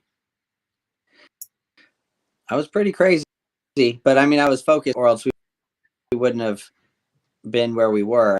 I mean. I actually joined so I you know always kind of had my eye on the prize.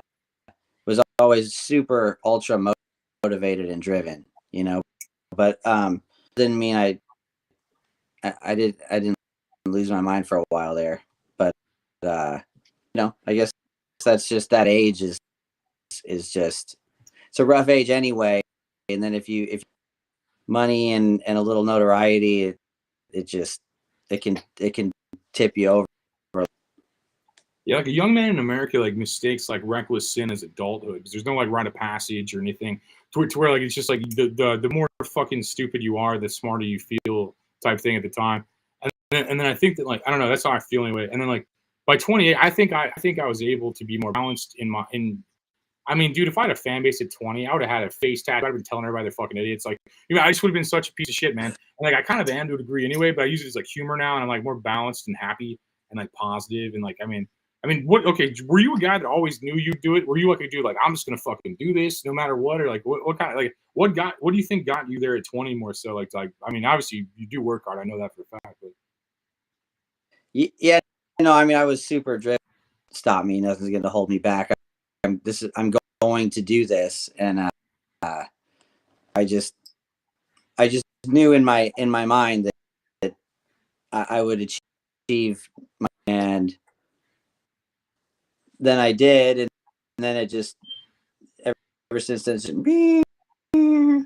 See, I think you're like that George McFly, the guy who played George McFly. Like, I don't think you realize how cool what you did is, and like just like hearing the guy talk about Back to the Future 2, like his experience, I felt like was like held him back from like realizing how cool it was. And I think that maybe you have high expectations. Just I don't know your situation. I'm not you, to be honest. But like the way I perceive it is like I see you as a dude that, like you don't see how dope it is to do what you did. I don't think you do. For some reason, I don't think you do. I think you No, just like I do. I do, and I appreciate it too, because so I've told you this before, but I mean, you know, what I had at one point into a system career that I totally control in every aspect, and you can't have them if you're up here still, because you have too many managers and label people and lawyers, and you have all these people telling you that, and you can't just buck all that off at that level. So my life now is just so calm and you know, just you know, everything is self-managed, and I just get to kind of, I want to do this now, I want to do that now, and I want to do it like this and do it like that, and it's just I don't have any complaints. Yeah, you seem like you have the best of both worlds. From like kind of knowing you personally, I feel like you have the best of both worlds. You have like the family life, and then you have like the rock star life almost. And I think that like that's the best of both worlds. And I think like if I kind of like the way you tour and stuff kind of teaches me a little bit as an artist, like how the cycles you do and stuff. I feel like I learned a lot from you as an artist in that regard, because you've been touring for 20 years. I've been arguably touring for 5. You know, it's like I feel like and I feel like not even as big as you. Like I put my tour flyers up the other day on my Instagram. My buddies are like, dude, that's crazy. And I see a guy like you, and I look at your tours. I'm like, yeah, but my tour's probably 3 times the size it is. And he's just like, well, with that attitude, it will be. You know what I mean? It was just like, you know, it was just like this, like, and I think I learned a lot of that from you to not be so complacent in bullshitting my art. To where I see like a guy like you, like be multifaceted and have a bunch of like, I mean, you paint. I mean, and they're profitable. I mean, but I mean, fucking how many Van Gogh couldn't even do that in his lifetime. And then you have like, you know what I mean? And then you have like music and other things, and like you bring up the podcast too. I think you booked a lot of rock stars for us and stuff that you've known from tour and stuff. And I think just like it kind of motivates me to get going as I see other people do it, because I'm already kind of an ambitious guy. But then I see guys like you kind of pave the way, and like you've been touring for 20 years, so why wouldn't I listen to a guy like you and touring? You know what I mean? Like, well, I would be a fool not to. Like I feel as if, you know, and I'm just kind of dipping my toes in the game a little bit. I appreciate that, man. That's real. Very kind of you. Yeah, it's real though, and I think most people are idiots. So I really, I mean, it's a compliment. Like, I'm constantly disgusted by most people and their ambition. I like to be, I got like even their dreams sound small. You know what I mean? Like my favorite people are probably my grandparents, and my grandma was like, man, I wish I could have been first lady. I'm like, your dream wasn't to be president; it was to be first lady. And like, you know what I mean? It's like that's like how I feel about most people though. Is like their dreams aren't even big. You mean like they don't even like I'll hear their idea like, man, I hope I can get a sandwich on Thursday. I'm like, that's what they sound like to me. It's like, you hope you get a sandwich. That's just implied. Get a sandwich. That's how it sounds. It's just implied. You know, it's like implied you're going to eat good and do good things and where you're going. I don't know. I just love the ambition, man. It's cool. It's cool that you take the time to be on this stupid podcast and like this little cell phone TV show. And like, dude, but I'm saying it's fun, man. It's fun to talk to you, and it's fun to talk to interesting people from different walks of life every week. You know, it's so used to being the one being interviewed, and the interviews that I'm just like dying at how awful they are, and like it's fun to take that experience and try to kind of like flip it around and ask people questions that aren't just killing them inside. I felt that way when I asked your band name, and I felt that way when I asked like Jeffrey about the Chris McGlover thing. So I feel like you guys have been answering that for like probably the same amount of time almost, and I feel like it's certain things like it's just interesting getting other perspectives. Like I mean, no one wants to hear some like loudmouth, self-involved comedian talk about everything, you know. So it's good to have like a rock star's opinion on it, and like have like a guy from Back to the Future. We just talked to a guy from Back to the Future. That's like insane to me.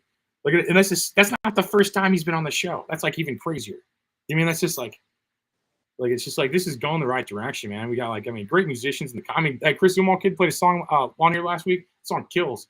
It's like blowing up. I mean, we got so many people just involved, and I just met him probably like that day, I guess. You know, I mean, I had him on Facebook or something, but I met him like that day. You know, it was just like good songs. I mean, that song's killing it right now. Like it's getting decent traction locally and stuff. And then like I don't know, man. That's Just like fair. the surroundings of this. That demon eraser thing was weird. That was the weirdest episode we did. That we were both on. That was weird to me. That was pretty trippy. Yeah. I still fucking freaks me out, Okay. man. I believe in all that shit. So Yeah, well, I mean, the true nature of this reality, nobody has it fully figured out. I mean, who knows where the line really is? But I definitely don't count. You know. Were you looking at? Were you grabbing your cat? No, my cat's not allowed in this room because he eats plastic. Yeah, who doesn't these days? You know. He'll eat like this shit, like plastic bags.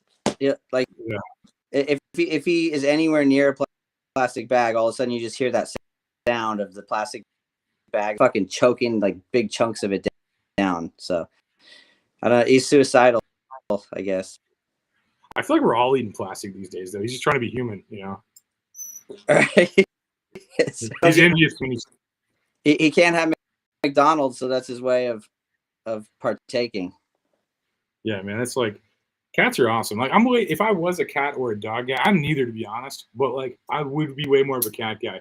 So I think cats are like selfish and weird, like I am, and I think dogs are just like people pleasers, like I refuse to be. You know, and I feel like this like I feel like what we doing today? You know, it's like just weird to me. Like the dogs are, the cats are just like, pat me if you want. I don't really care. You know, it's like I'm gonna fucking still be awesome. You know.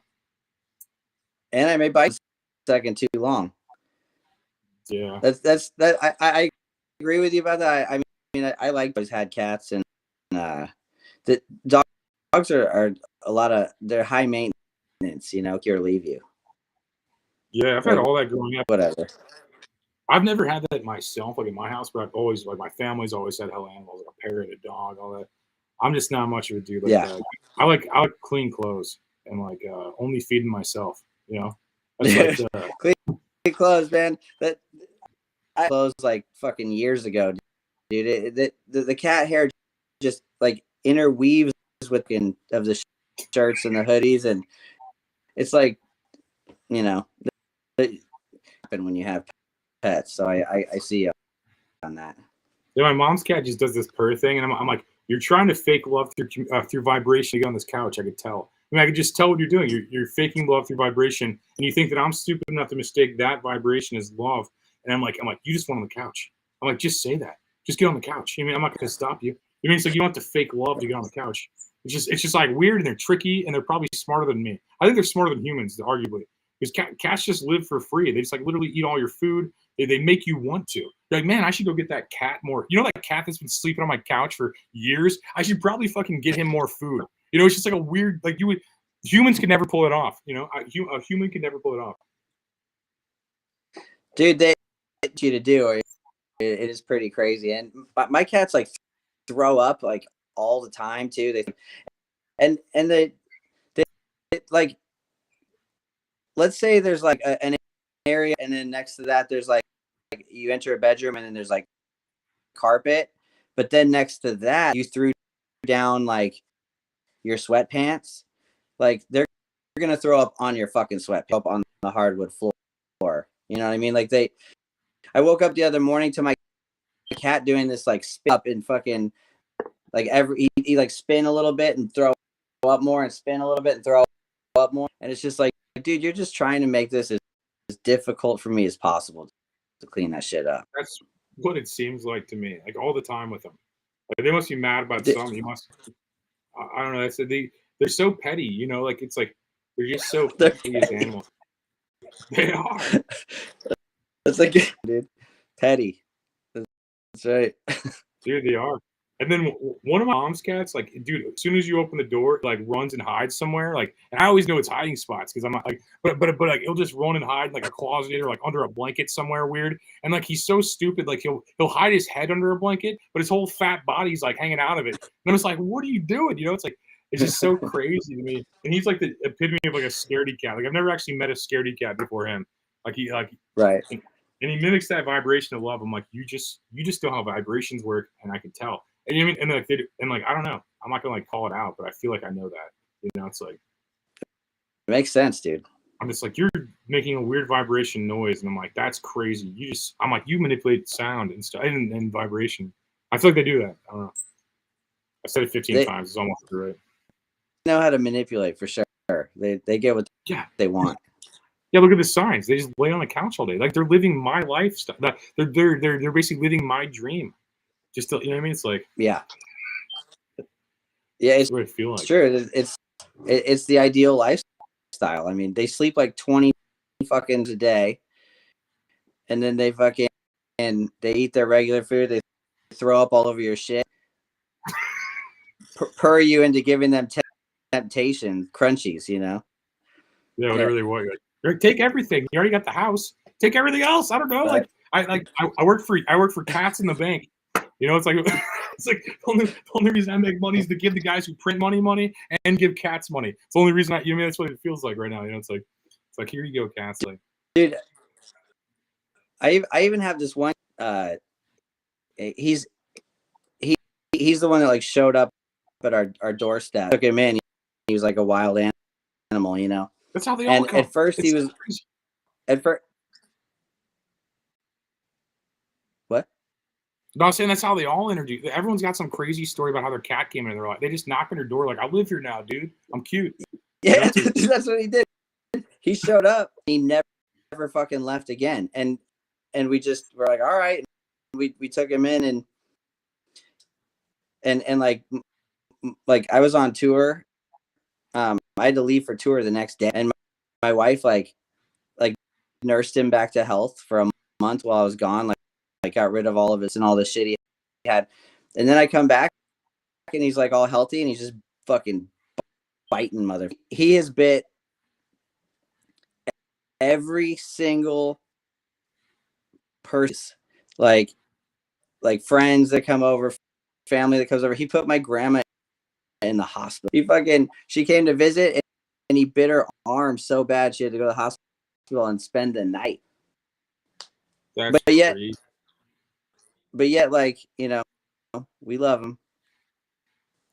It makes that vibration, and we're lonely, you know. He's like, I'm like, wow, I'm loved. Whoa, I feel loved. It's like that's what people do. And like, dude, he fucking like my mom's cat's like buff too. Like one of them's buff, and like, well, he's fat still, but he's buff. And like, I picked him up to give him like some medicine because he was having seizures. I picked him up. His fucking ass just scrapes down my arm, and I'm like, I'm gonna murder your family. You know what I mean? It's like just crazy. He tried to scrape down my arm like I'm like a goth kid or something.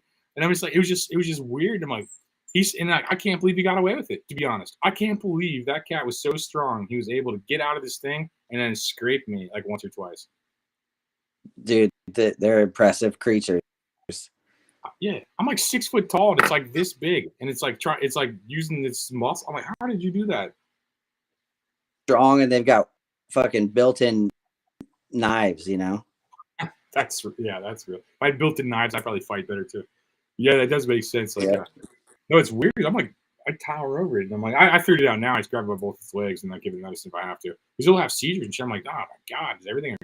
It's just like, I don't know. Life's so fucking fragile. It's insane. It's like, you know what I mean? Like that it is.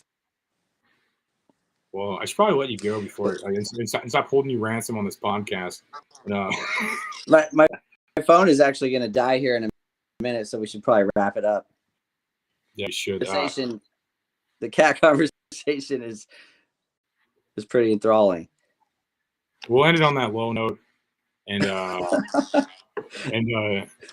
thank you everybody for watching this show. It really means, as much as I joke about everything, it really means a lot that people will take time to watch this on their cell phone or whatever they're watching this on a Roku or on Spotify or whatever.